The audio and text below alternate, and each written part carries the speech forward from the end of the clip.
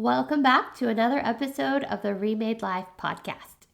In this episode, I'm taking a deeper dive into both the physical and emotional identities that created autoimmune disease in my body and how I have released them in order to heal systemic inflammation. I'm Coach Danny. Let's talk about it. Are you ready to rewrite your story and embrace a new perspective on healing autoimmune disease? Hey, I'm Daniela Spear, and I'm fascinated by exploring the human body, movement, and how emotions help to create our life's journey.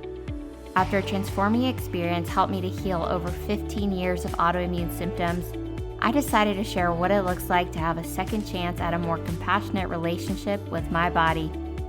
In this podcast, I will guide you in building lasting wellness by tapping into your body's innate wisdom, understanding the emotional roots of autoimmune disease, and how to use strength training not just for working out, but as a tool to heal from within.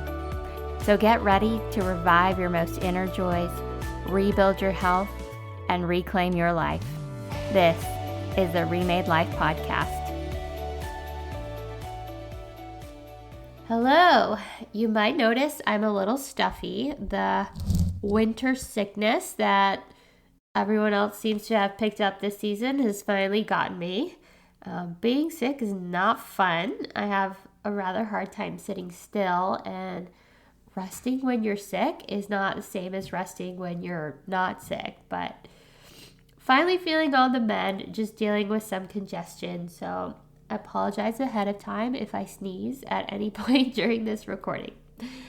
Also, this is like my first time being sick without medication, and honestly, I'm impressed at how much I've trusted the process and didn't freak out. So a couple days ago, I spent the entire day with fever. It was a 102 fever, and I think before I would have definitely freaked out. Because I remember when I had first got diagnosed with lupus, this was way back in the day, 2008. I remember my doctor said something like, oh, your body can't fight off a fever. So if you ever get a fever, make sure you go to the hospital.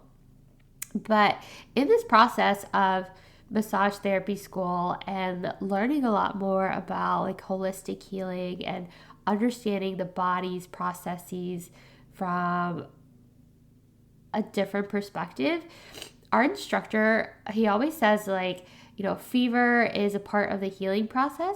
So I was really mindful to just trust the process and just allow the fever to just happen. So I kind of just suffered through my fever all day and let my body just do its job. But it has just been an interesting experience to be sick and not be on medication and just be aware of my thoughts and my experience around it.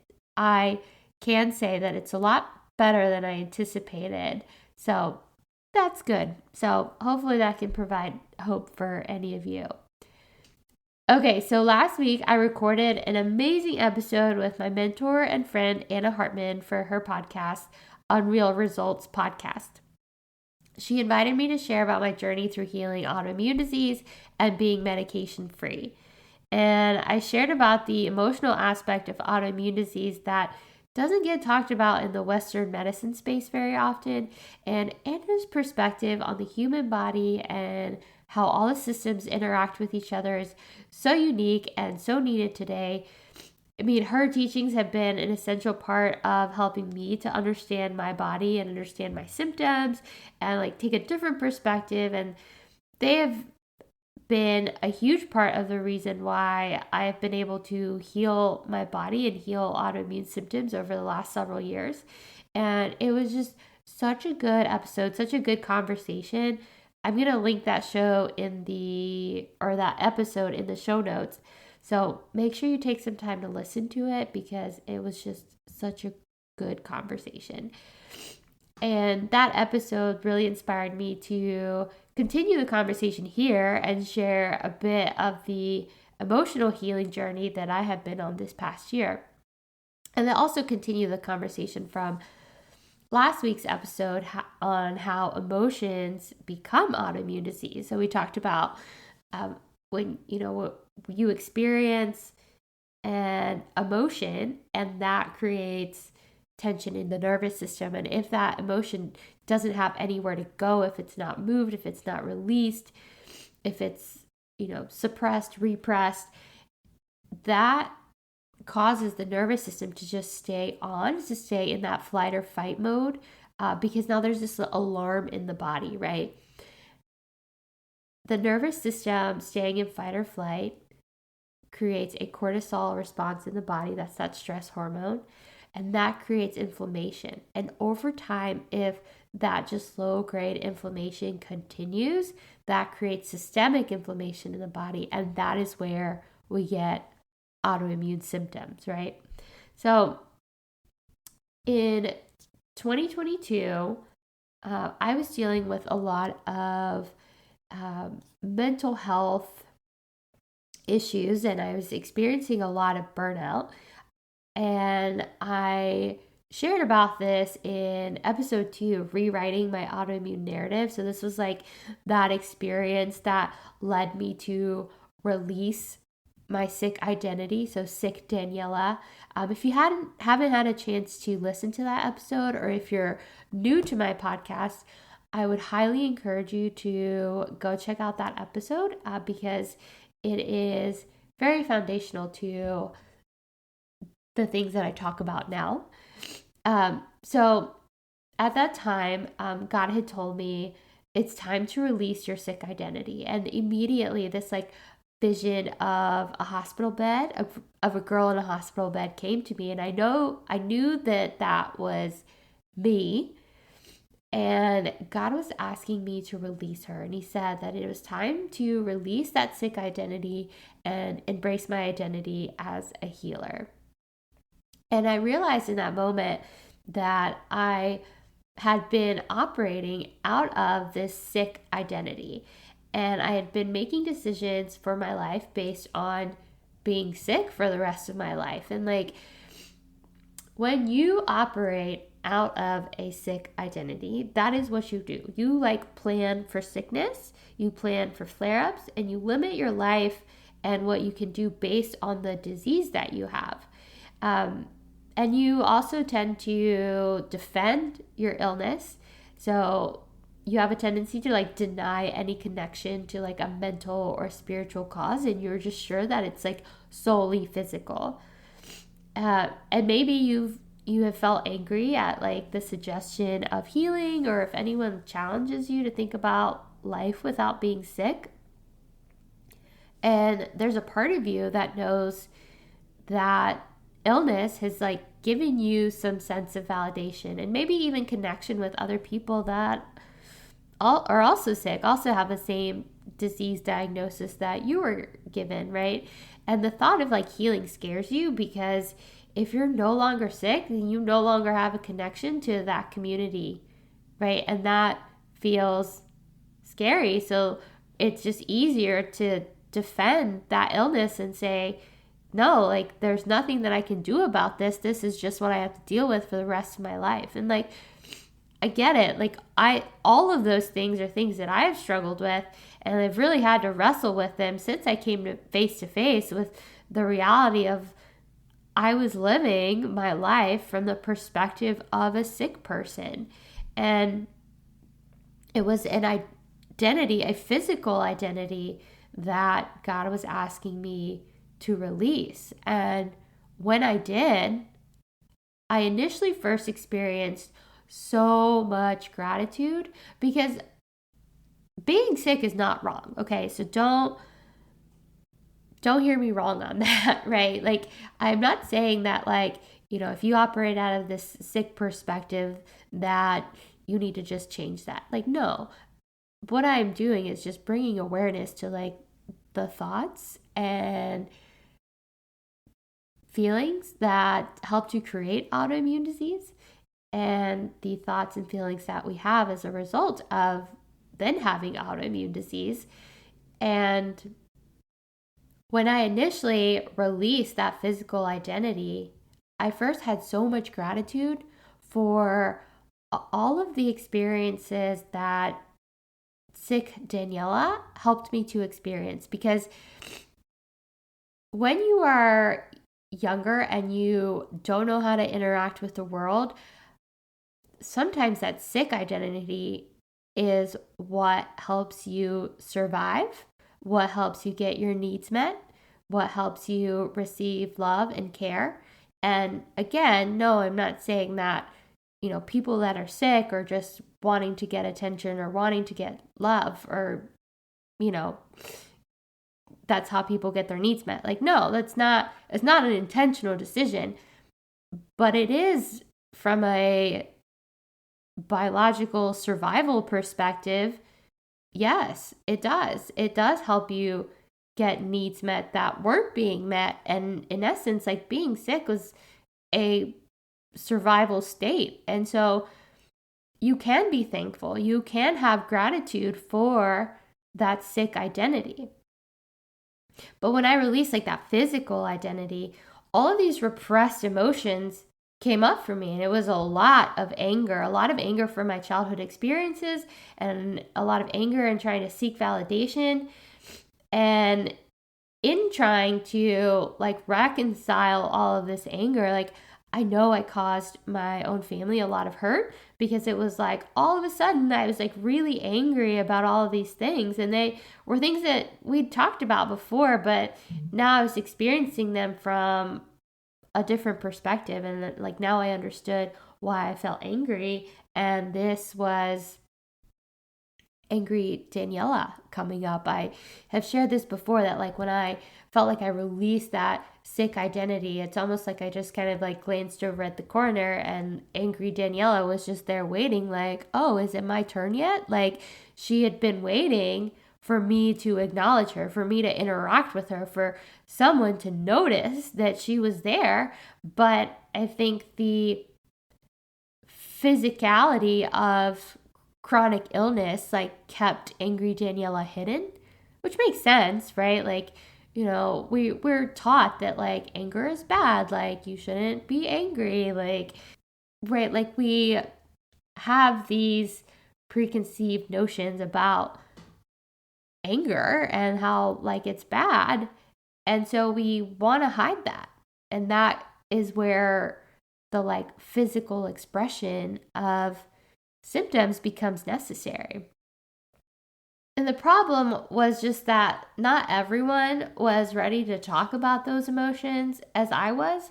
And so what happened was that I was just left feeling invalidated. And so that only created more anger. And so this past year, I have spent a lot of time reconciling with my anger, what it is, what it did for me, what did it mean to other people, and how do I have relationships with other people that didn't want to acknowledge their part in me being hurt. And to be clear, this was not about blaming anyone. Of course, it's helpful when people take responsibility, but you can't force anyone to do that. It was more so about seeking validation, and that validation had to come from myself. And that was not anything that was taught to me as a kid. Like, I didn't learn how to validate my emotions. I was just taught to shove them away, right? Like, when a child is angry, we just want to calm them down as quickly as possible, which, like, of course is also good, but it depends on the way that is approached. And if it's comes from a place of like, just be quiet, or stop crying, don't be angry, or just go to your room, like, that just teaches us to suppress those emotions, and eventually they move from being suppressed to being repressed, and have moved into the unconscious mind where we can't even process them. But as children, like, we don't necessarily have those skills yet. So this past year, I've really had to sit with myself and reflect on, why do I seek validation from other people? Is my validation, my own validation, not enough? And why not? Why do I need someone else to defend me? Why was it that I was wanting someone else to defend me in situations that made me angry? And then, do I trust God to defend me? And a lot of the times the answer was no. No, I didn't.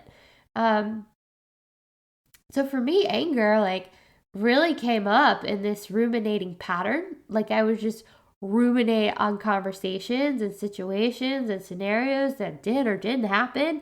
And I would replay them in my head over and over and over again, because in my mind, anytime I had a conversation, an argument, or I played out a scene, I always won. Right. So anger for me became my validation. And it was the only way that I knew that people hurt me, especially when they denied their part or wouldn't acknowledge their part or wouldn't apologize. And so it makes sense, because anger is actually a very protective emotion. It lets us know when we have been wronged or harmed.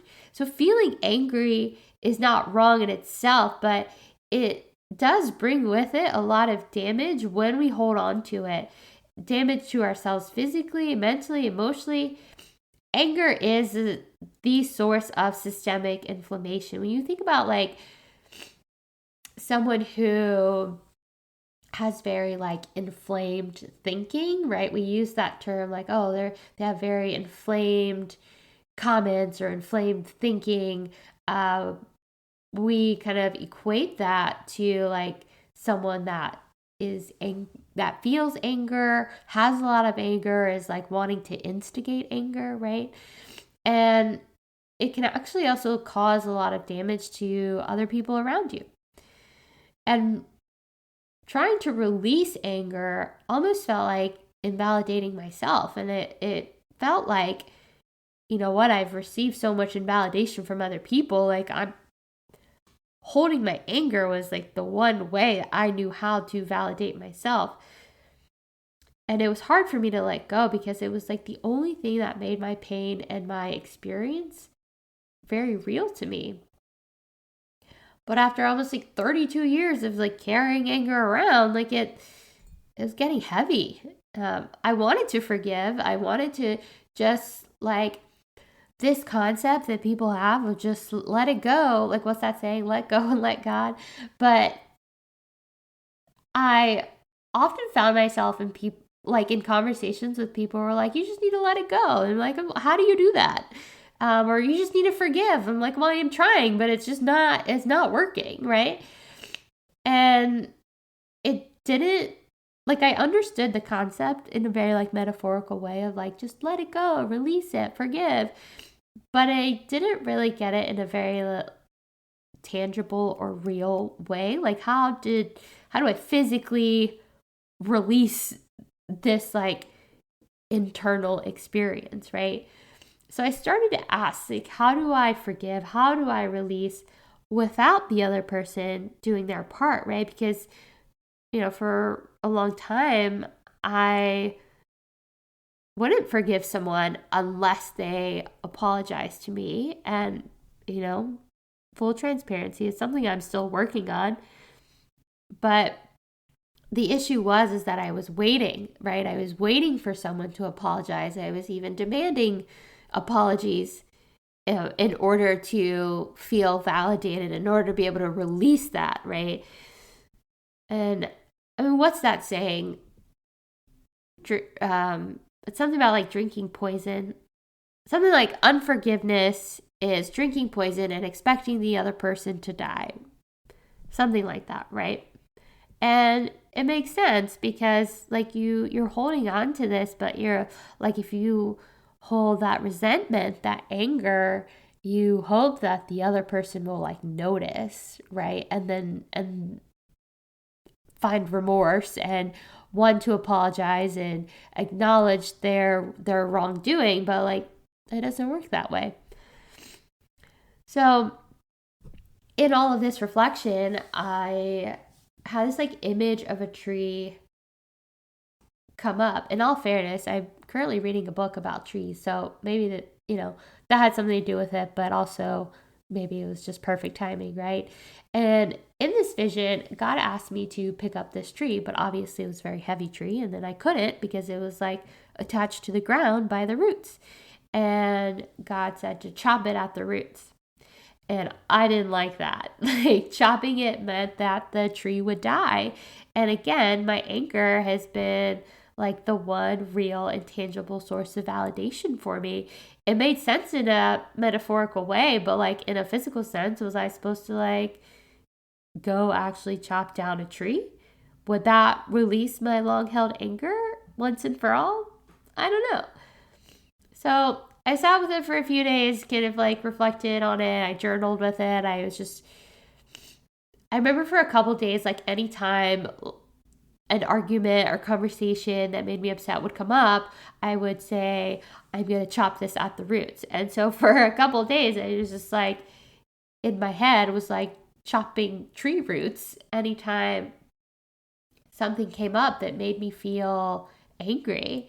And the more I like reflected on it, like the more I like felt like, okay, I understand that this is like a release of attachment, like releasing my attachment to anger. And one morning, I was just reflecting on this, meditating on this, praying through it, and then the rest of the vision came to me. And from the trunk of this tree, I kind of like looked up, and angry Daniela was attached to this tree. She was like the rest of it, right? Initially, I had only seen like the tree trunk and like the roots attached to the ground, but when I received the rest of the vision, when I saw the rest of the vision, it was angry Daniela attached to the rest of it. And oh my gosh, like in that moment, I realized, oh, I have rooted angry Daniela. I have imprisoned her for my own validation. And God was asking me to set her free. Chopping the roots was never about killing the tree, is not about killing angry Daniela. It was about setting her free to come and go freely, to experience anger without holding it. And that moment became like so clear to me that like this was yet another layer of healing. Like last year I had this like peeling of this physical layer of this physical identity of sick Daniela, and a lot of this year has been peeling back this emotional identity, because for a long time, like I have said this so many times, I don't want to be seen as an angry person. I don't want to be known as an angry person, but it was an identity that I held for myself, because I had rooted that emotion for myself, and it was my source of validation. And oftentimes, like I believe that we take on these identities that we allow to define us, but they are not who God says we are. So me feeling like other people saw me as an angry person was actually me taking on that identity, because I didn't truly understand how to interact with my anger. And so I just held on to it because it did give me a sense of validation. And now I'm learning to interact with my anger and allow it to come and go, not root it and carry it with me all the time. I've certainly have not arrived at a perfect place, and like still learning and sharing about this as I go. But like, you know, how do you release? Like, do you have to have a transformational vision like I did? No, probably not. I think that with any emotion, it just starts with acknowledging that that emotion is real, and not being afraid to experience it, to feel it, to interact with it, to reflect on it. Because so often when we have emotions, like we think that we're like the only one having that emotion. And so we immediately go to like, what's wrong with me? And we want to like shove it down, right? But by acknowledging it, like, we can start to have a better relationship with ourselves. And I say that all the time, that the source of healing is the relationship that you hold with yourselves. So for a long time, I experienced elevated liver enzymes, and they were unexplained. A lot of blood work, a lot of testing, like 2 liver biopsies, like no explanation, right?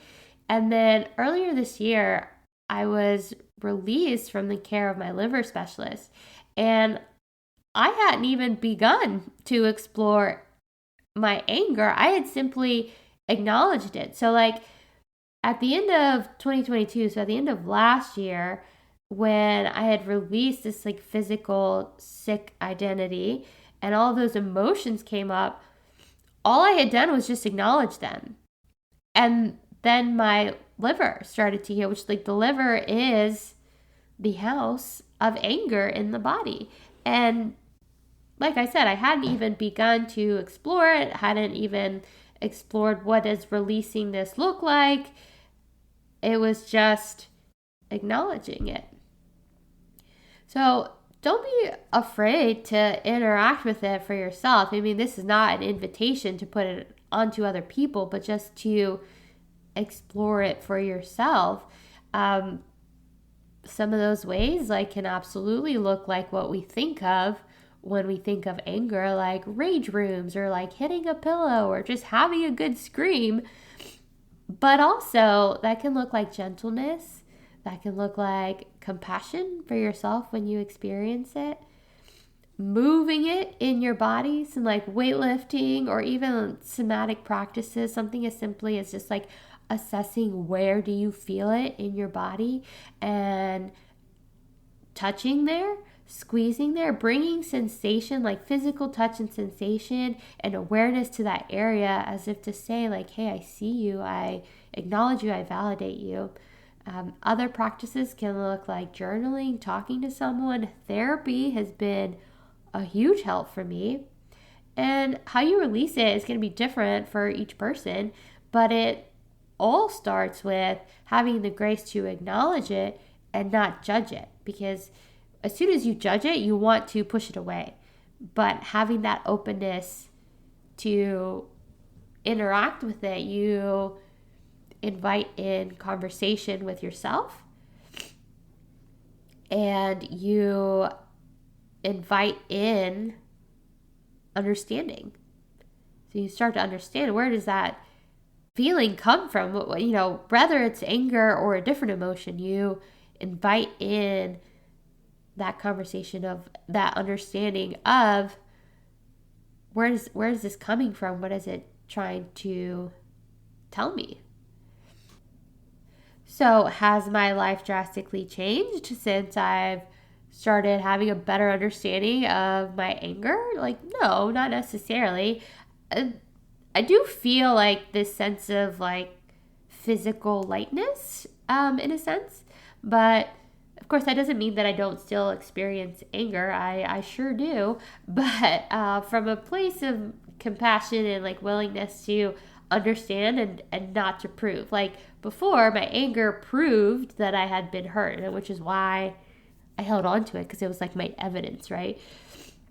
Now, anger is this invitation for me to explore and understand, why did that make me feel angry? What about that made me feel angry? And is there a deeper feeling underneath that? And as I continue to explore anger, I'm finding that hidden beneath that is another emotion called grief. It's a grieving of the experiences, the care, and the love that I didn't receive, like either in childhood or in that very moment. And let me also say, I do want to say, I had a really great childhood. Like, this is not like, oh, no one loved me, no one cared for me. Like, no, it's understanding the way that I understood things as a child, right? And you can have the most wonderful childhood and the most loving parents and just the most wonderful experiences, and your understanding of those situations could have still been very different. So just because you have this like perfect, wonderful childhood doesn't mean that you didn't experience any kind of like negative emotions or any grief as a child. But yeah, I'm finding that underneath that anger is this grief of the things that I asked for, things that I wanted and didn't receive. And this is important because, like, as humans, we tend to have more compassion for grief than we do anger. When we think about someone that holds a lot of anger, we think like, that person needs to go to anger management, or you really need to check yourself, or we try to we judge anger, right? But when we think about someone who's grieving, like, we want to be supportive, like, we want to be there for that person. How can I help? Like, is there anything I can do, right? Like, there's just less judgment and more compassion for grief. And that is what I'm learning about myself, is to be less judgmental and allowing myself the space to experience both anger and grief without judging myself as an emotional person. And, if we kind of backtrack a bit, autoimmune is the body attacking the self, right? Or that's what we have been taught to understand autoimmune disease is the immune system attacking, quote unquote, attacking the body. It's attacking of the self. And from an emotional perspective, like, that shows up as self-criticism, right? We are constantly very critical of ourselves. We're very judgmental of ourselves. We are attacking our own character.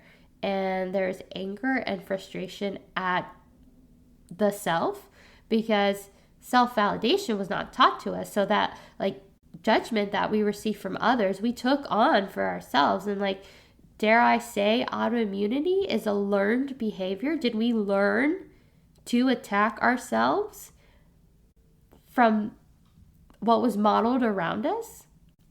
It's possible, right? But we can also flip the script here. Anger is also a form of passion. We can hold passion for a variety of things. So if you've ever felt like you were an angry person, I want to remind you that actually you're a very passionate person, and that energy has just simply been misdirected. We are made in God's image, and God is a God of justice. So it makes sense that we would seek justice for ourselves too, and that is not wrong. So whatever emotion shows up for you, you're not wrong for having it. It's just an invitation to explore it more.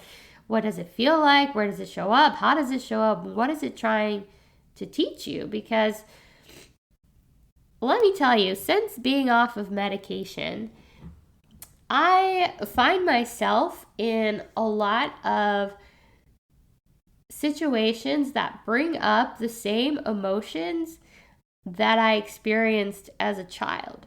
And so I feel like I'm in this season of a second chance, and all of the emotions that I experienced as a child before I was diagnosed with autoimmune disease, before I was diagnosed with lupus, and I didn't know how to interact with those emotions. I didn't know self-validation. I am now re-experiencing situations that bring up the anger, the feeling left out, the feeling invisible, the feeling unimportant. And now I'm seeing that this is a second chance to respond differently. Because now being off medication, it's almost I don't want to say God is testing me, but I think God is presenting me these opportunities for learning and to be aware that these experiences that weren't dealt with initially are what created this dis-ease in my body. And now being off medication, I'm presented with these same scenarios again. And I'm this is how I can respond differently to this. And that is the foundation of Remade Wellness. It's that second chance, or third or fourth or fifth, how many ever chances you need.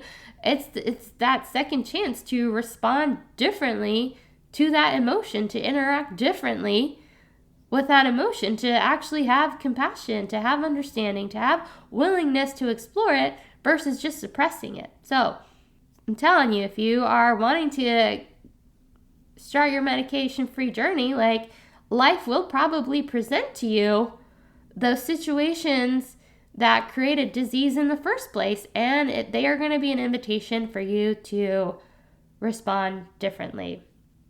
And I will say, like, you don't have to be medication free to start exploring those emotional root causes, but they can be the difference between living life at the mercy of disease or living life from true nurturing, healing, and wellness. So, was this helpful for you? I hope so. I am just at the beginning of my journey of like understanding anger and wanting to explore it from a different perspective and just have a different conversation around it, because it's not bad. And, anger in itself is not bad. It's just an emotion that is misunderstood. So if this was helpful to you, connect with me and let me know. I would love to, hear about where you're at and what things you're exploring. So until next time, my friends, be well.